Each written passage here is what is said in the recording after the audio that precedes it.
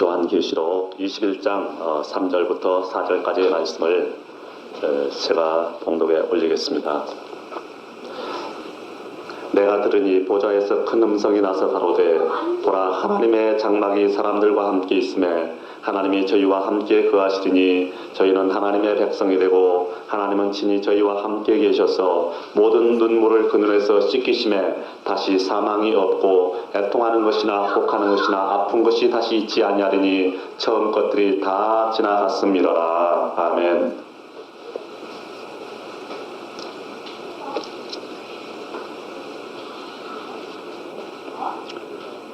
오늘은 주님이 오신 목적, 이런 제목으로 하나님의 말씀을 대언하겠습니다. 저는 어제 신문을 보고 느낀 점이 아주 많습니다. 신문에 대도 조세형 얘기가 크게 났었죠. 그는 도둑이었는데 수년 동안의 감옥 생활을 청산하고 회개하고 목회자로서 새로운 인생을 살았다. 그리고 전국을 다니면서 집회를 했었다. 그런데 일본에 가서 도둑질을 하다가 체포돼 가지고 감옥에 갇히는 신세가 됐다. 역시 그는 도둑의 한계를 벗어나지 못했다. 그런 내용이었습니다. 그는 대저택을 소유하고 있었고 또 한 달 소득도 상당히 많은 것으로 기록이 되어 있었습니다. 그는 나이가 보기와는 다르게 63세였는데 그 부인은 41세로 22살이나 연하인 아내와 살고 있었어요. 이 서민들 눈에는 그저 선망의 대상일 뿐이죠. 그런데 뭐가 부족해서 그런 짓을 했을까? 그런 생각을 했었습니다. 또 신문에 박찬호 연봉 130억 배수진 쳤다. 그런 기사가 났었죠. 1년에 1억 3천도 아니고 13억도 아니고 130억이에요. 1년에 130억. 물론 이해는 갑니다. 그런 대우가 있어야 좋은 선수가 양성될 것입니다. 그런데도 우리들 서민들의 마음이 씁쓸한 것은 무엇 때문일까요? 또 안기부 자금 1,100억 원 이상이 신한국당 선거 자금으로 들어갔다. 그리고 그 당시 후보들의 계좌에 아직도 그 돈들이 거액이 남아있다. 그런 기사가 났었습니다. 세상에 이처럼 불공평한 일들이 만연한 것이 참 개탄스럽지 않습니까? 그렇지만 이것은 역설적으로 이 세상이 끝나고 나면 저 건너편에 공평한 세상, 천국이 있다는 증거가 아닐까, 그런 생각을 해봤습니다. 또 문득 이런 생각이 들었어요. 그 남북 정상회담을 할 때 김정일이가 말하기를 김 대통령이 와서 나를 은둔해서 해방시켰다. 그렇게 말했습니다마는 예수님께서 오셔서 여성들을 해방시켰다. 그렇게 말하고 싶어요. 그 유교 체제 하에서의 그 여성들을 한번 생각을 해보십시오. 여자가 어디를 함부로 나다닐 수가 있었습니까? 여름철에 반바지가 웬 말이며 비키니 수영복에 해수욕이 웬 말이란 말입니까? 길을 걸을 때도 얼굴을 가리고 걸어야 됐으며 지나가는 남자들을 감히 쳐다볼 수도 없었어요. 처녀가 이 총각과 사귀다가 잘못돼가지고 목매달아 자살하는 경우가 얼마나 많았습니까? 여자는 집에서 남자들과 함께 같이 앉아서 식사도 못했어요. 부엌에서 여자들끼리 앉아서 밥을 먹어야 됐어요. 또 시어머니 시집살이는 얼마나 힘들었습니까? 그런데 요즘 얼마나 좋아졌는지 몰라요. 집안에 시집살이가 있습니까? 요즘은 시집살이가 아니라 며느리살이 한대요. 여자들은 남편과 대등하게 됐어요. 실질적으로도 대등해졌고 법적으로도 대등해졌습니다. 이것은 민법에서 아주 두드러집니다. 이제는 바야흐로 여성 상위 시대예요. 남자들이 여성들에게 이 꼼짝도 못하는 시대가 됐어요. 남자는 돈 버는 기계인가 하는 이 자조적인 한숨이 자주 목격되곤 하는 것입니다.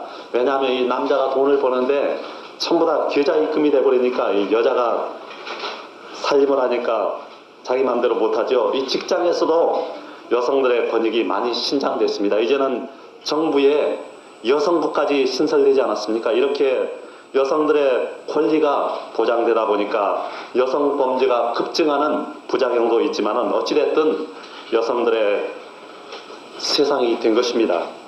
옛날에 여자들이 그토록 고생을 한 것은 이 공자님이 유교를 만들었고 나라에서 그 통치상의 필요 때문에 그것을 받아들였기 때문이에요. 여자들 그 유교하에서 고생이 많았어요. 그런데 예수 그리스도의 복음은 유교적인 계급 사회를 우화시켜버리고 해체시켜버리고 마는 것입니다. 그래서 여성들에게 자유와 해방을 선포한 거예요. 그래서 기독교는 아마 여성들이 많이 믿는가 봐요. 유교는 그 남자들이 더 많이 신봉했잖아요. 여러분, 과거에 이 여성들에게 자유와 해방을 선포하신 예수 그리스도는 오늘 이 시간 우리에게도 오셔서 자유와 해방을 주시기를 원하고 계신 것입니다. 예수님은 죄와 사망에서 해방을 주시기를 원하셔요. 그리고 저주와 질병에서 자유케 하기를 원하시는 것입니다. 그 주님이 오늘 여러분과 나와 함께 계시는 것입니다. 그런데 여러분, 주님이 누굴까요? 물론 예수님이 주님이죠. 그러면 성령님은 주님일까요? 아닐까요? 성령님도 주님이신 것입니다. 찬송가 보니까 주 성령도 너희를 부르시고, 주 성령도 너희를 부른대. 성령님도 주님이죠. 하나님 아버지는 주님일까요? 아닐까요? 하나님 아버지도 주님이에요. 요한계시록 1장 8절을 보니까 주 하나님이 가라스 때 나는 알파와 오메가로 가라. 이제도 있고 전에도 있었고 장차 올 자요 전능한 자라 그랬어요. 하나님 아버지가 주 하나님이 말씀하셨대요. 하나님 아버지도 주님인 것입니다. 그러면은 이 성부, 성자, 성령이신 주님이 오신 목적이 뭘까요? 첫 번째로 예수님이 오신 목적이 뭔가 한번 알아보십시다. 예수님은 사람들과 함께 생활하러 오셨습니다. 사람들과 함께 살기 위해서 오셨어요. 우리는 지금까지 예수님은 죽으러 오셨다고 교육을 받았습니다. 그렇습니다. 예수님은 죽으러 오셨어요. 그래서 33년 동안 지구 위에 살다가 죽으셨어요. 그러나 오늘은 다른 측면에서 한번 살펴보고자 하는 것입니다. 지금까지 우리는 예수님은 오셔서 잠깐 살다가 죽었다, 그렇게 알고 있습니다.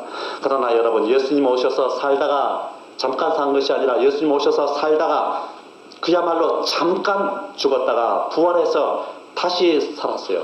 다시 이 땅에 살다가 산 채로 하늘로 올라가셨어요. 그래서 지금 천국에서 살아계십니다. 그리고 나중 다시 우리와 같이 살기 위해서 이 세상에 오실 거예요. 어느 추운 겨울날 한 그리스도인이 길을 걷고 있었다고 합니다. 걷다가 참새떼가 옹기종기 모여서 씨앗을 쪼아먹고 있는 광경을 목격하게 됐어요. 그는 문득 참새를 어루만져 주고 싶은 그런 충동이 일었어요. 그래서 살금살금 참새 곁으로 다가갔답니다. 그랬더니 그 참새들은 벌써 눈치를 채고 나뭇가지 위로 날아가 버렸어요. 그러자 그 그리스도인은 잠시 생각에 잠겼어요. 그래, 참새들과 자연스럽게 어우러지려면은 이 참새와 같은 모습이어야 돼. 하나님께서 이 사람의 모습으로 오신 것도, 이 세상에 오신 것도 그러한 이유에서 있었을 것이다. 그렇게 생각을 했다 그럽니다. 그렇습니다. 하나님은 우리가 두려움 없이 하나님 곁으로 다가갈 수 있도록 사람의 모습으로 오신 것입니다. 이 얼마나 감격스럽습니까? 예수님은 하나님의 아들이에요. 그런데 이 사람의 몸을 입고 오셨어요. 그 예수님은 사람들과 함께 생활하러 오신 것입니다. 그래서 33년 동안 지구 위에 살다가 죽으셨어요. 그러나 3일 만에 다시 살아나셔서 또 사람들과 함께 40일 동안이나 생활했어요.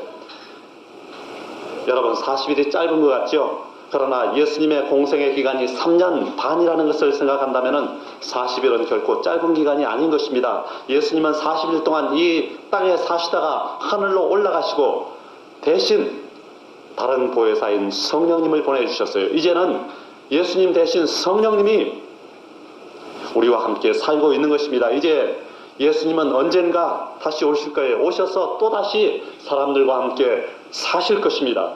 이제는 헤어지지 않고 우리 성도들과 결혼해서 영원히 우리의 신랑이 되어 주시는 것입니다. 우리는 하나님을 아버지로 모시고 예수님을 신랑으로 모시고 영원한 천국 새 예루살렘에서 영원히 살 소망을 가진 사람들이에요. 그러므로 어떤 일을 만나도 절망하거나 낙심하거나 비굴하지 말고 하나님의 자녀로서의 자부심을 가지고 당당하게 사는 한 해가 되시기 바랍니다. 주님은 오셔서 고기잡이하는 사람, 세금 걷어들이는 사람, 의사와 같은 사람들을 제자로 만들었어요. 제자들은 아침에 출근해서 저녁에 퇴근하지 않았습니다. 제자들은 예수님과 함께 자고 예수님과 함께 깨고 예수님과 함께 먹고 마시며 예수님과 함께 생활했어요. 그들은 예수님과 함께 다니며 함께 전도하고 함께 설교하고 함께 기도하고 함께 귀신 쫓아내고 함께 병 고치고 매일 매 순간 예수님과 함께 했어요. 예수님은 믿는 사람들과 함께 생활하기 위해서 이 세상에 오신 것입니다. 그 예수님이 사람들과 함께 생활하시다가 사람들의 죄를 대신 짊어지고 33세 젊은 나이에 십자가에 못 박혀 죽으셨어요. 여러분의 죄, 나의 죄 때문에. 2001년 새해 첫 주일인 오늘도 주님은 변함없이 우리와 함께 생활하고 싶어 하셔요. 우리 마음 문 앞에 서서 들어가도 좋으냐고 노크하고 계신 것입니다. 그런데 우리가 문빗장을 걸어놓고 있으면 어떻게 되겠습니까? 주님은 외롭고 쓸쓸한 모습으로 발걸음을 돌리지 않겠습니까? 주님은 요한계시록 3장 20절에서 말씀했습니다. 볼지어다 내가 문 밖에 서서 두드리노니 누구든지 내 음성을 듣고 문을 열면 내가 그에게로 들어가 그로 더불어 먹고 그는 나로 더불어 먹으리라. 여러분, 이 구절을 읽으니까 생각나는 것이 있죠. 어느 목사님이 여집사님 집에 신방을 했어요. 띵동 하고 초인종을 눌렀어요. 안에서 물 쓰는 소리가 나고 인기척이 있는데 사람이 있는 게 분명한데 아무리 기다려도 문을 안 열어줘. 이 별 생각이 다 듭니다. 사람 무시하나 아니면 교회를 다른 데로 옮겼나. 할 수 없이 그 포스트잇이라는 그 메모지 있잖아요. 거기다 요한계시록 3장 20절 하고 써놓고 대문에다 붙여놓고 왔어요. 요한계시록 3장 20절이 뭐라고요? 볼지어다 내가 문 밖에 서서 두드리노니 누구든지 내 음성을 듣고 문을 열면 내가 그에게로 들어가 그로 더불어 먹고 그는 나로 더불어 먹으리라. 그랬더니 다음 주일 예배 후에 그 여집사님이 메모지 한 장을 건네주는데 펴보니까 창세기 3장 10절이라고 기록이 되어 있어요. 창세기 3장 10절이 뭐예요? 가로되 내가 동산에서 하나님의 소리를 듣고 내가 벗었으므로 두려워하여 숨었나이다. 샤워 중이었던 거죠. 예. 예수님이 문 밖에 서서 두드릴 때 대답하기 가장 좋은 성경 구절이 뭘까요? 제 생각에는 요한계시록 22장 20절일 것입니다. 아멘 주 예수여 오시옵소서. 예수님이 문 밖에 와서 두드릴 때 들어가도 좋으냐고 두드릴 때 아멘 주 예수여 오시옵소서 맞이하는 여러분들이 되시기 바랍니다. 문을 열면 들어오셔서 주님이 우리와 함께 동고동락 하시겠다는 것입니다. 예수님은 우리 속에 들어오셔서 우리와 함께 살기를 원하시는 것입니다. 예수님이 함께 계시기만 하면 얼마나 좋은지 몰라요. 예수님과 함께 있으면 모든 문제가 해결되는 것입니다. 그야말로 불행 끝이요 행복 시작인 거예요. 예수님이 사람들과 함께 계실 때 일어났던 일들을 한번 생각해 보십시오. 물이 포도주로 변하지 않았습니까? 잠잠하라 이 한마디에 파도가 잔잔해지고 바람이 흔적도 없이 사라지지 않았어요. 이것은 예수님은 창조주시라는 사실을 보여준 사건인 것입니다. 뿐만 아니라 죽은 지 4일이 지나서 썩은 냄새가 나는 나사로의 무덤 앞에 가서 나사로야 나오라 한마디 하니까 죽은 지 4일이 돼서 썩은 냄새가 나는 나사로가 손발이 흰 천에 묶인 채로 강시처럼 일어나서 걸어 나오지 않았습니까? 또 달리다고 따라 일어나라 한마디에 회당장 야이로의 죽은 딸이 살아서 일어나지 않았어요. 이것은 예수님은 부활이요 생명이시라는 사실을 보여준 사건인 것입니다. 그리고 질병을 보고 나가라 명령하자 말자 조금도 지체치 않고 질병이 떠났어요. 또 눈먼 사람에게 귀머거리에게 열려라 명령하자마자 즉시로 장로님이 눈을 뜨고 귀머거리가 귀가 들렸어요. 이것은 예수님은 만왕의 왕이요 만주의 주이시며 흑암의 세력조차도 예수님의 지배하에 있다는 사실을 보여준 사건인 것입니다.